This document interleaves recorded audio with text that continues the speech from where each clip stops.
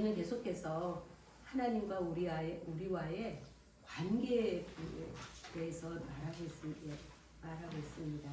여기도 하나님과 우리 아버지와 자녀의 관계를 얘기한 거고요.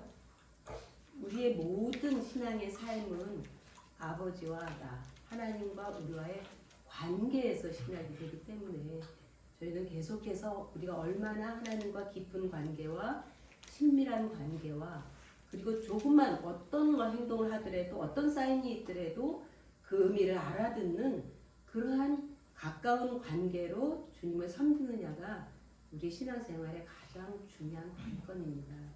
제가 이 백주년기념교회에서 교회 학교를 할 때 그 교사들에게 전도사님들에게 항상 얘기하는 거가 하나님의 말씀은 애들이 열심히 배우지만 이 말씀을 한 분에 대해서는 이 말씀을 하신 하나님에 대해서는 애들이 모릅니다. 그래서 이 하나님이 어떤 분이시고 하나님이 왜 우리에게 이런 말씀을 하셨을까 늘 그런 관점에서 애들에게 말씀을 가르쳐라라고 6년을 제가 외친 기억이 있습니다. 우리도 마찬가지입니다. 그래서 지난 시간에 이어서 이 성경에서 하나님과 가장 친밀하고 가까운 관계를 가졌던 사람은 다윗입니다. 그래서 사도행전 13장에 보면 하나님은 다윗을 마음에 합한 자라고 그렇게 말했습니다. 그래서 지난 그 시간에 시편 23편을 보면서 다윗이 아버지의 집에 가기까지의 그 과정을 시편 23편에서 고백한 내용을 잠깐 살펴봤습니다. 그리고 우리가 좀 계속 같이 생각해 보고 싶은 것은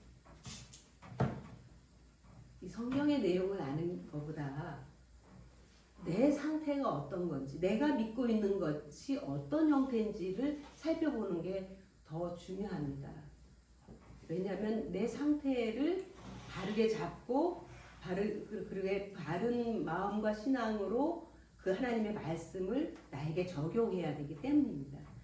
그래서 우리는 지난 시간에 얘기한 것처럼 어딘가를 가고 있는 인생이라고 말했습니다. 여러분들도 지금 어딘가를 향해서 가고 있습니다. 어디를 향해서 가고 있습니다. 제가 골라서 드리는 질문은 아니고요. 다 알지만 정말 그 가는 길을 한번 생각해 보기를 원합니다. 여러분들은 어딘가를 가고 있다고 생각을 하면서 가십니다. 근데 생각한 그곳을 정말 가고 가십니까? 혹시 생각만 그렇지는 않습니까? 그거를 같이 살펴보고 싶습니다. 여러분들이 가고자 하는 곳이 혹시 천국입니까? 그렇다면 왜 내가 지금 거기로 가고 있다고 생각하십니까? 확신하십니까?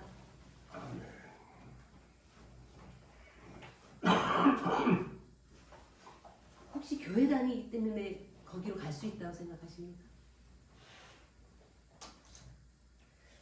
혹시 내가 날마다 말씀을 보고 기도하고 이런 종교 생활을 또 헌금도 드리고 예배 빠지지 않고 내가 늘 좋은 마음으로 살고 있기 때문에 그렇게 살려고 하기 때문에 내가 천국에 갈 수 있다고 생각하십니까?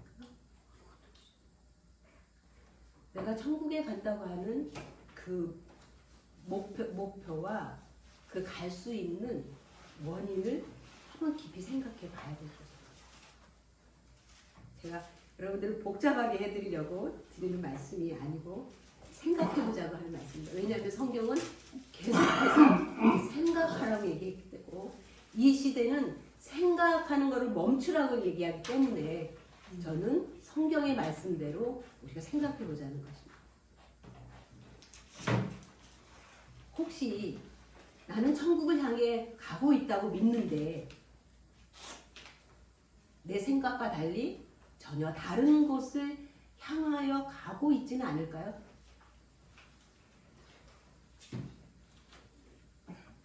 한 농부가 정말 말을 타고 정신없이 달려가는 한 사람에게 자기 옆을 스칠 때 물어봤습니다.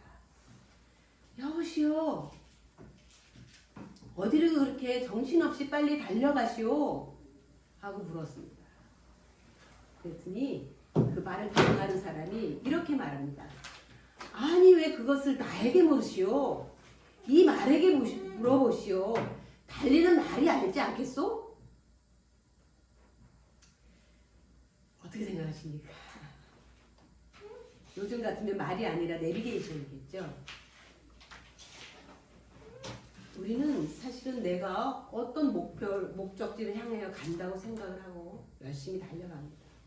그런데 내가 타고 가는 말이 그곳으로 가지 않는다면, 자기가 원하는 대로 가는 것을 점검하면서 가지 않는다면 우리는 우리가 원하는 목적지에 도달할 수 없습니다.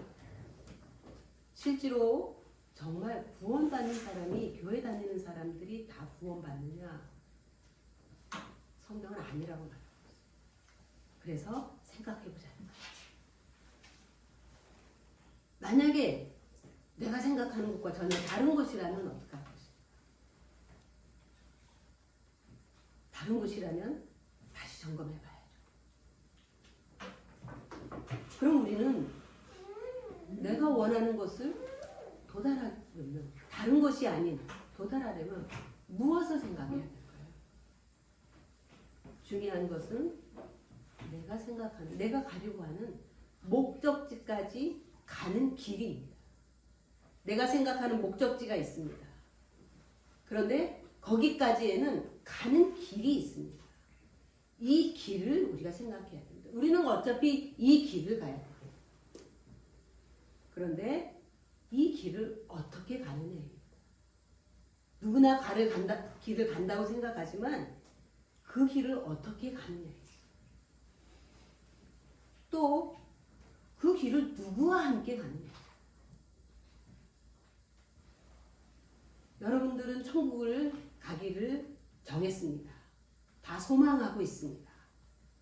그렇다면 그 길을 누구와 어떻게 가고 있습니까?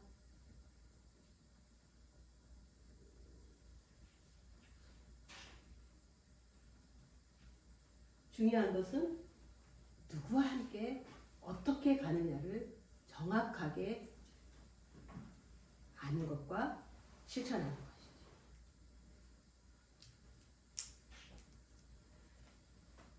사실 이사야서 53장 6절 전반절에 나온 이 말씀, 우리는 다 양 같아서 그릇 행하여 각기 제 길로 갔거늘.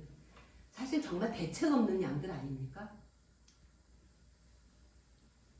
다 양들이 다 그냥 뿔뿔이 흩어져서 각자 알아서 풀을 먹는 거예요.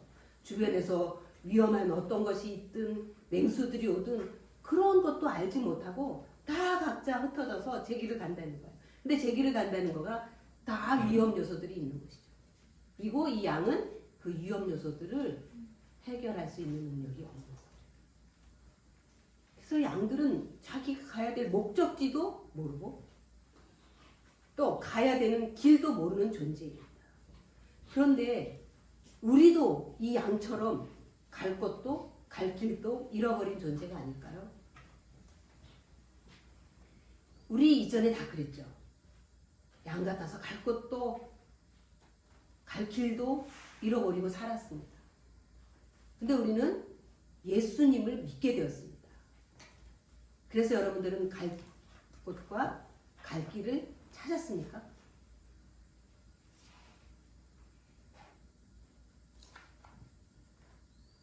그럼 그 찾은 길을 여러분들은 어떻게 가고 있습니까?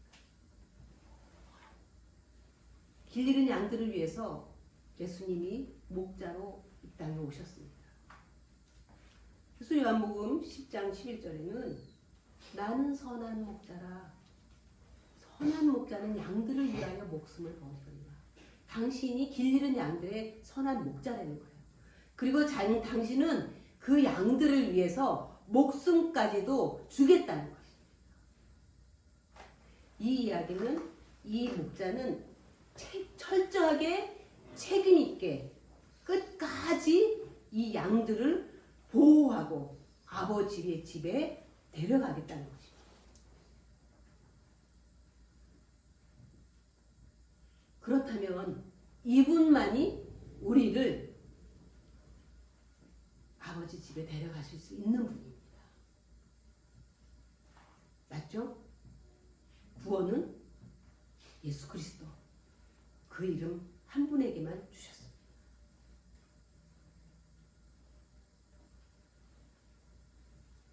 그런데 우리는 천국에 들어갈 때 천국에 들어갈 수 있는 것은 그분 한 분, 그분이 내 모든 죄를 다 사하고 나를 의롭게 하셔서 하나님의 자녀를 삼아주셨기 때문에 우리는 천국에 들어갈 수 있습니다. 근데 문제는 그곳까지 가는 길입니다.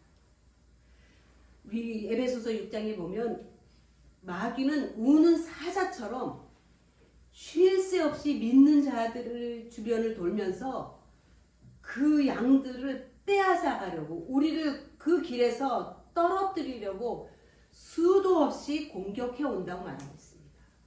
우리는 그 길을 어떻게 갈 것입니까? 여러분 스스로 갈 수 있습니까? 절대로 갈 수 없습니다. 왜냐하면 우리는 마귀를 이길 수 없어요. 그는 영적 존재입니다. 우리는 육신을 가진 존재예요. 그래서 마귀를 이길 수 있는 그러한 존재가 나를 보호하고 지켜주지 않으면 우리는 갈 수 없어요. 그래서 이분은 나를 그렇게 보호하고 보호하시면서 끝까지 가시겠다. 근데 문제는 이 양들이 계속해서 그 목자의 품을 떠나는 거예요.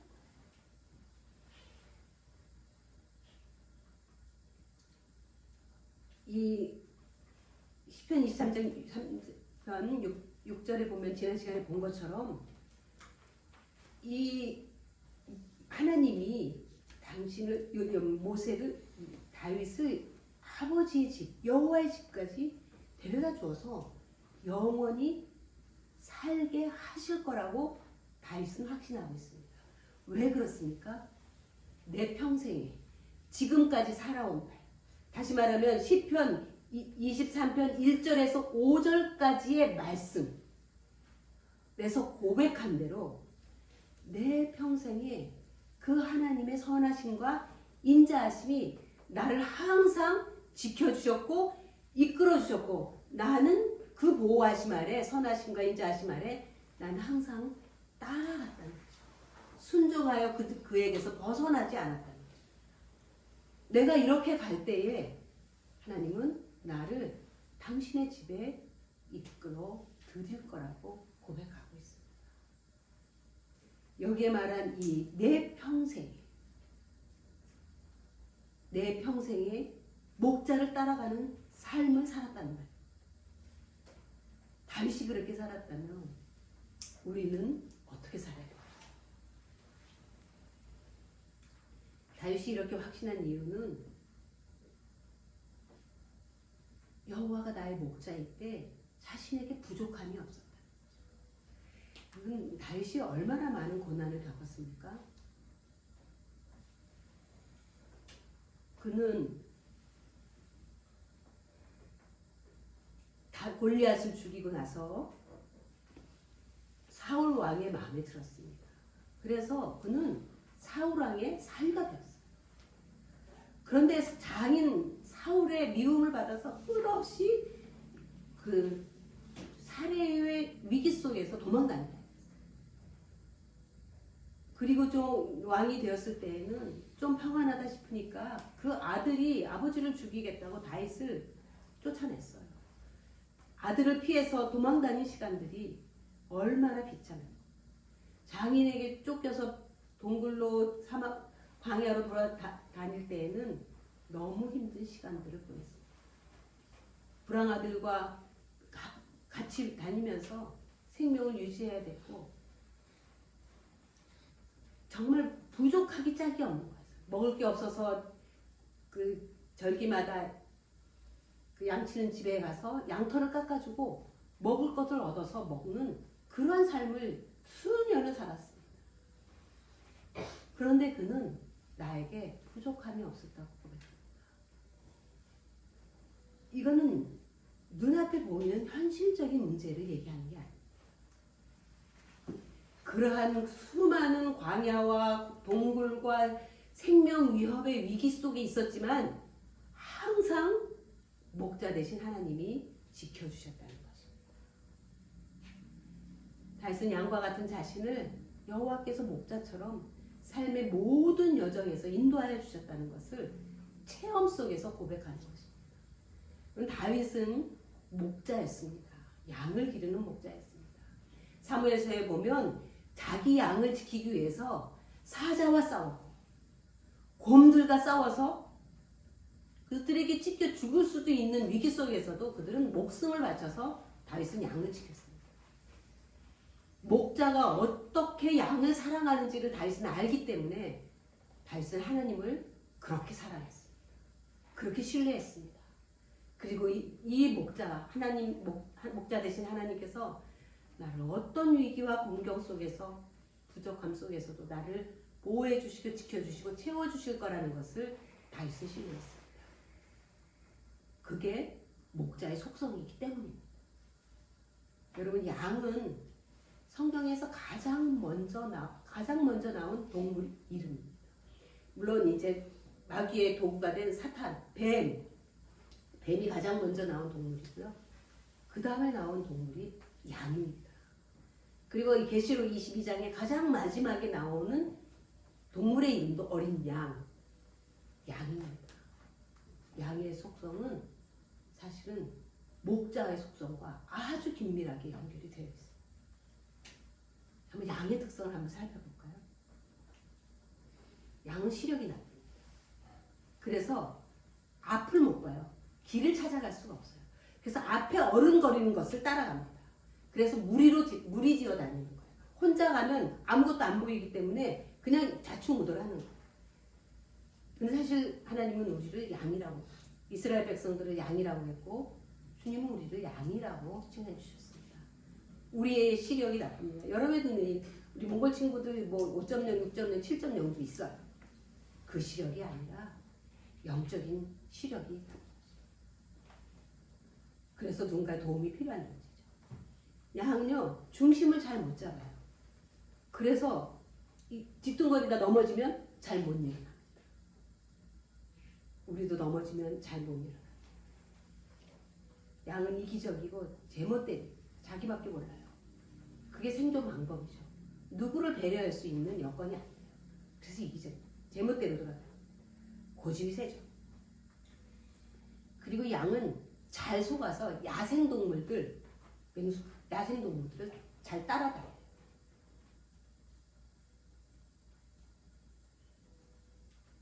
또 하나 방어 능력이 제로예요. 양은 민니가 없다고 그래요. 그래서 물어도 아프지도 않대요. 아무런 방어 능력이 없어요. 사실 우리는 악한 영들이 마귀가 공격해 올 때 방어 능력이 없어요. 보이지 않는 존재가 우리 어떻게 싸우겠어요? 죽음 앞에 오시네요. 양을 잡을 때 보면 아무 소리 않고 죽습니다. 죽음을 두려워하죠. 인간은 고집이 세서 남의 말에 귀를 기울이지 않아요. 마지막, 모든 게 다 자기를 보호할 수 없고 또 너무 불리한 조건을 가진 존재지만 양은 귀가 발달해 있어요. 그래서 이 귀로 모든 소리들을 잘 듣습니다.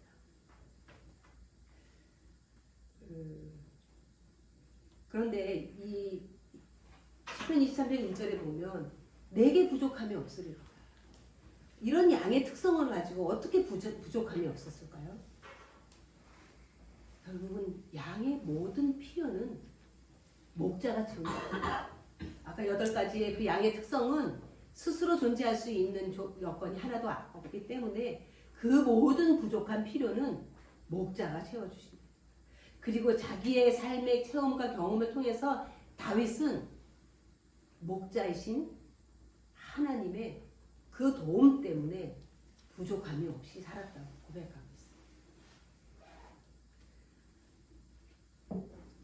케네스 베일이라고 하는 중동 지역에서 40년간 거주하면서 그 유목의 삶을 살피면서 성경을 가르친 분입니다.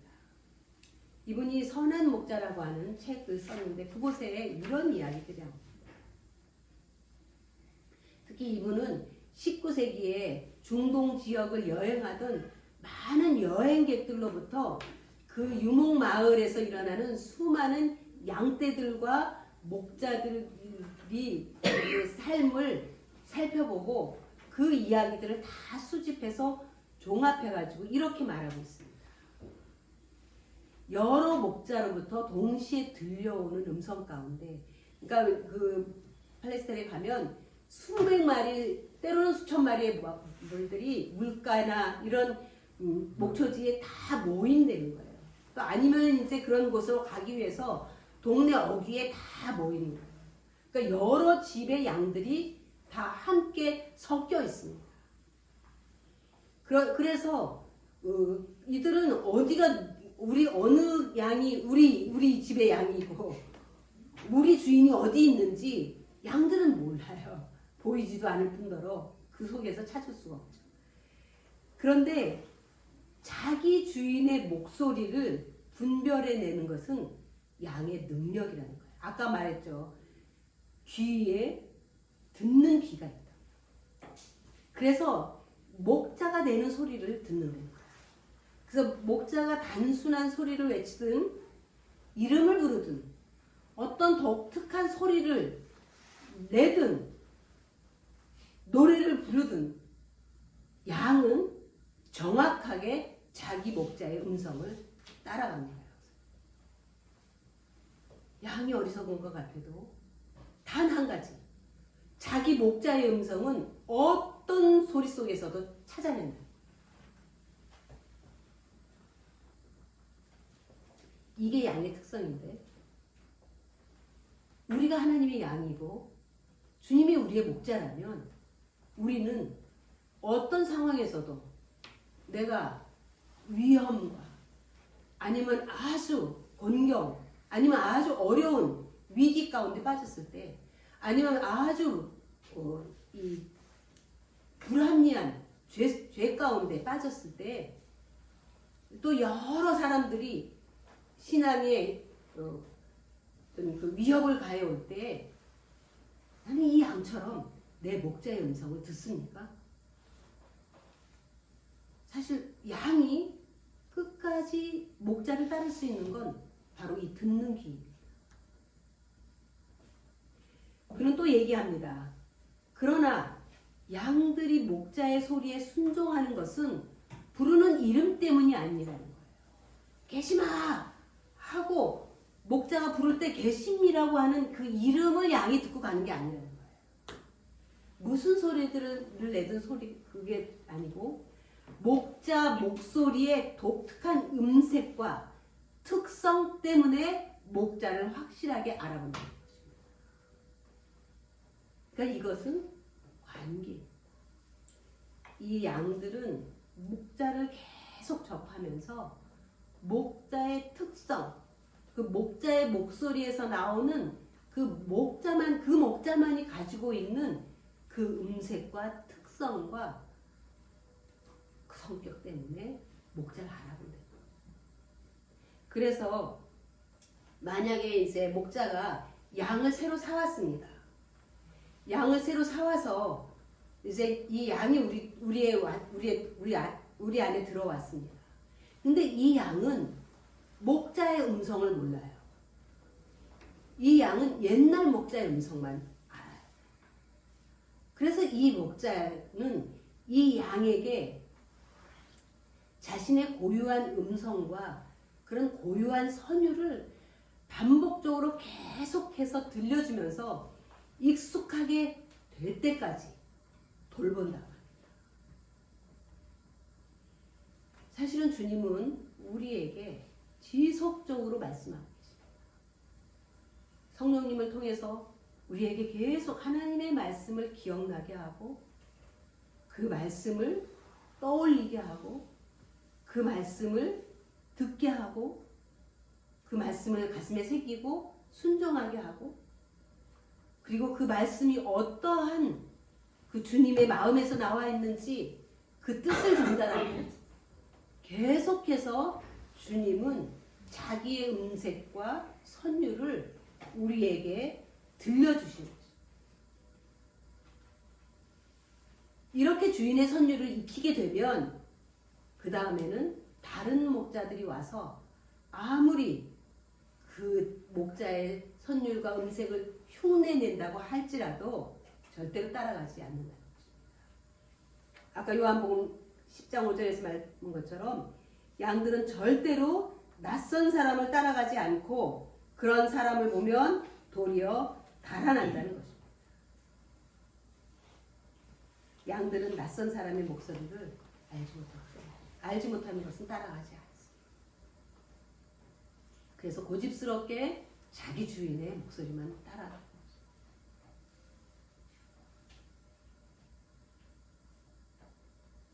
그래서 이 케네스 베일리는 만약에 새로 들어온 양이라면 이렇게 절대로 자기의 목자의 음성을 익혔을 때 다른 것을 따라가지 않는다고 말했습니다. 그럼 오늘 읽은 이 말씀을 보면 요한복음 10장 5절을 보면 그리스도인은 목자 예수님의 소리를 양처럼 정확하게 알아듣고 본향까지 따라가는 사람들입니다. 여러분들은 그리스도인들이죠. 목자이신 예수님의 소리를 따르는 양들입니까?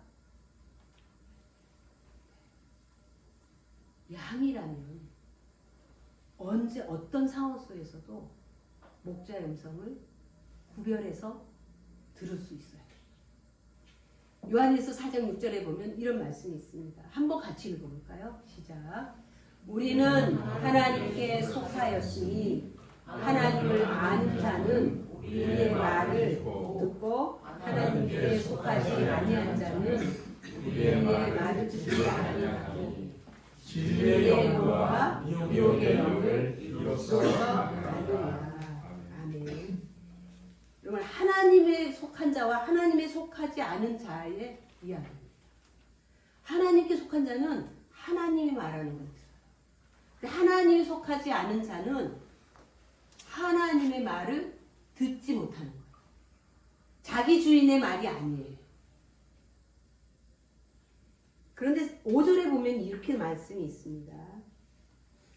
그들은 세상에 속한 고로 세상에 속한 말을 하매, 세상에 속한 사람은 세상에 속한 말을 하고 세상을 따라갑니다.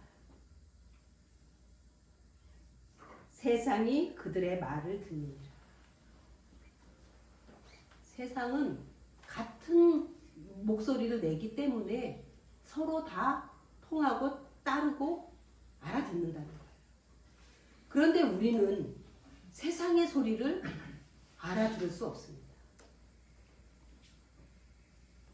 그럼 한번 생각해 봅시다. 여러분, 세상의 소리를 못 알아듣습니까?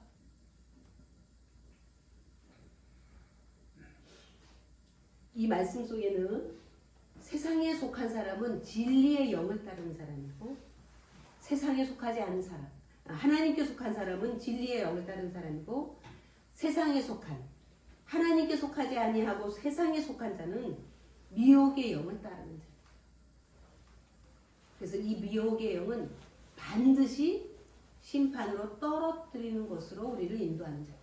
미혹이라고 하는 것은 흉내내는 거예요. 비슷해서 유사하게 우리를 속이는 것을 말합니다. 우리를 속여요. 진짜 목자인 것처럼. 그런데 결국은 우리를 목자로부터 떼어놓습니다.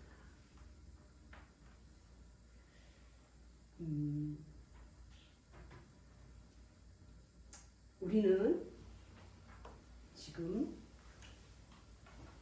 누구의 말을 들으면서 걸어가고 있습니다. 세상의 소리입니까? 주님의 소리입니까? 어느 소리를 더 많이 듣습니까? 우리는 당연히 주님의 음성을 듣고 따라가는 자들입니다. 그런데 제가 단연코 말씀드릴 수 있는 것은 우리는 내가 생각하는 것보다 훨씬 더 세상의 소리를 쫓으며 살아가고 있어요. 그래서 그런 자신을 돌아보라는 것입니다. 왜냐하면 우리는 세상 속에서 자라왔고 세상 속에서 배워왔습니다. 세상의 소리에 익숙해 있습니다. 그리고 세상의 소리는 내가 생각하지 않아도 따라갈 수 있는 훈련된 삶이기 때문입니다. 그것을 바꾸어서 이제는 세상의 소리가 아닌 하나님의 소리를 따라가는 그 훈련을 세상에서 살아온 것처럼 그렇게 치열하게 성령님과 함께 그 소리를 들으며 가는 그 삶을, 그 발걸음을 한 걸음 한 걸음 살라는 것입니다. 그러면 이 사람은 윈슬럽 켈로그라는 사람입니다. 이 과학자예요. 1920년대에 그 인도에서 그 늑대와 살았던 그 자매를 이제 발견을 해가지고 연구를 했어요. 그거를 보면서 이 사람이 생각한 게 뭐냐면 이 침팬지를 사람과 함께 같이 살게 하면 사람처럼 변할까? 이 생각을 한 거예요. 그래서 이 켈로그는 1931년에 이 7개월 된 이 침팬지 이름을 부아라고 지었어요. 그리고 자기 아들이에요. 9개월 된 자기 아들 도널드를 똑같이 길렀습니다. 그래서 침팬지도 인간과 똑같이 키우면 인간처럼 행동할 수 있을까 하는 목표로 실험을 했는데 9개월 만에 중단했습니다. 이유는 이 침팬지는 이 아기, 이 도널드를 따라서 언어를 습득합니다. 물론 튼튼 침팬지는 말을 하지 못해요. 그런데 9개월 동안 이 침팬지는 100개 정도의 언어를 이해를 하고 그 언어를 알아듣습니다. 근데 이 도널드, 이 아이는 3개의 언어밖에 없어요.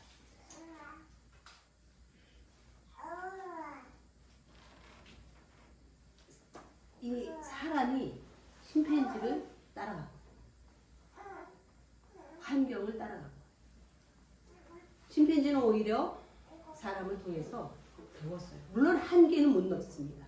침팬지라고 하는 종은 하나님이 적으셨어요. 침팬지라고 하는 자기 한계를 뛰어넘어서 말을 하지는 못했어요. 그러나 단어를 이해하는 감 배웠어요. 그런데 이 아이는 그 도널드는 말을 하지 못했어요. 단어 3개밖에. 왜? 모든 단어는 이 침팬지가 우우하기 때문이에요. 그래서 도널드는 계속해서 어떤 단어를 표현할 때 우우하지 자기가 알고 있는 단어를 말하지 않아요. 근데 이게 비극적인 결론으로 끝났습니다. 그래서 9개월 만에 이 켈로그의 아내가 중단시켰습니다. 이거는 너무 비인간적인 실험이라고 해서 중단시켰는데 비극은 이 아이는 자연으로 돌려보냈습니다. 침팬지들이 살고 있는 곳으로 돌려보냈을 때 적응하지 못했어요. 계속 무리 속에 끼지 못하고 자기가 인간처럼 걷기 때문에 무리 속에 끼지 못하고 계속 외톨이로 있다가 이 다음 해에 죽었어요. 얘는 환경에 적응하지 못한 거예요. 그런데 이 도널드는 그 이후로 얘는 빠르게 언어를 습득했어요. 다행히. 그래서 이제 회복이 됐는데 이 아이는 하버드 의대를 들어갔습니다. 하버드 의대 정신의학을 공부를 했어요. 그런데 부모님이 돌아가시고 얼마 안 돼서 자살했습니다. 생을 마감했습니다. 뭐 이유는 여러 가지로 얘기합니다. 그러나 사람은 환경의 영향을 아주 많이 받습니다. 그러니까 나는 지금 환경의 영향을 받지 않을 거야 라고 해서 안 받는 것가 중요한 게 아니고 이전에 우리가 너무 많은 삶의 환경, 세상의 영향을 많이 받아왔습니다. 이것을 목자를 따라가면서 하나하나 내 삶을 목자의 음성에 맞게 살아가지 않으면 우리는 목자를 따라가는 것 같지만 세상의 음성을 듣고 나서게 되는 것입니다. 그럼 어떻게 목자의 음성을 듣고 따라갈 수 있습니까?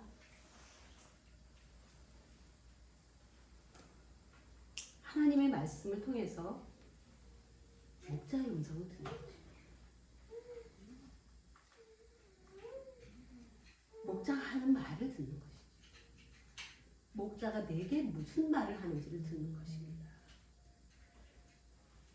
두 번째는 매일 기도를 통해서 음성의 선율을 확인합니다.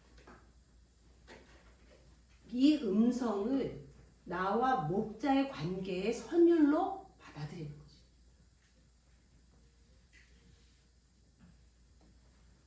이게 양들이 해야 되는 일인 거예요. 우리는 이 과정을 반복적으로 해야 돼요. 내가 한 걸음을 옮길 때, 한순간을 지나칠 때 내 목자의 음성은 뭐라고 말할까? 내가 어떤 선율로 말씀하고 있는지 그것을 계속 들으면서 가지 않으면 그 소리를 듣지 못하면 우리는 세상의 소리를 듣게 됩니다. 여기에 대해서 귀를 닫으면 우리는 100% 세상의 소리를 듣는 거죠. 중립은 없습니다. 왜냐하면 목자의 음성에 귀를 열렸을 때는 목자의 음성을 듣지만 그 목자에 대해서 귀를 닫으면 세상의 소리가 들리기 때문입니다.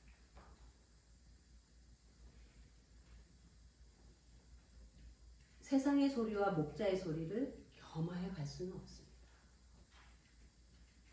겸하여 간다고 생각하면 세상의 소리를 따르는 것입니다. 우리는 너무나 유연하게 이 말씀을 받아들이고 있습니다. 우리는 스스로 보호할 수 있는 기능이 하나도 없기 때문에 우리에게 유일하게 주신 이 귀의 기능, 목자의 음성을 듣고 그 선율을 기억하고 익히고 그것을 통해서 음성을 느끼는, 목자를 느끼는 이것이 지속적으로 훈련되지 않는다면 우리는 아버지의 집까지 가기 어렵습니다.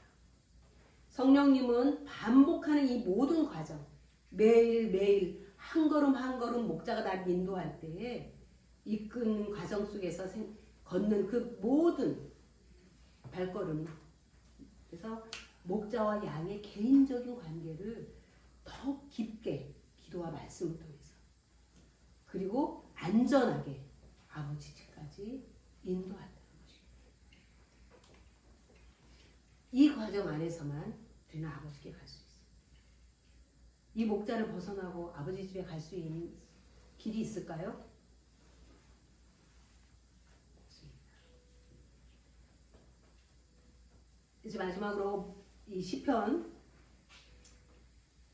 다윗이 말한 것처럼 1절에서 4절, 우리가 읽은 1절에서 4절은 목자와 양의 관계에서 누리는 성도의 복들에 대해서 기록하고 있습니다. 부축함이 없고 푸른 풀밭에 누이고 쉴만한 물가로 인도하고 내 영을 손에 소생시키시고 자기 이름을 위해서 우리를 의의 길로 인도하시고 사망의 뭉침한 골짜기에서도 보호하시고 안위해 주시고 그리고는 궁극적으로 모든 원수들 앞에서 내게 잘하였도다 칭찬하며 잔치를 베풀어 주시고 나에게 승리를 주신다는 것입니다.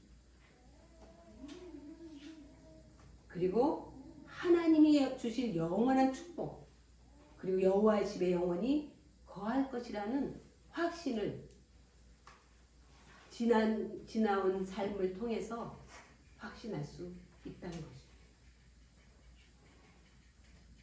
그래서 다윗은 내 평생에 그리고 영원히 아버지의 집에 나는 이것으로 양과 목자의 관계를 고백하고 있습니다.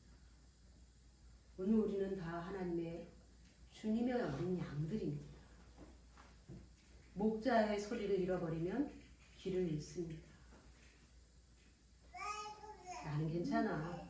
나는 길 찾아갈 수 있어. 그럴 수 있는 양은 한 마리도 없다고 성경은 말하고 있어요.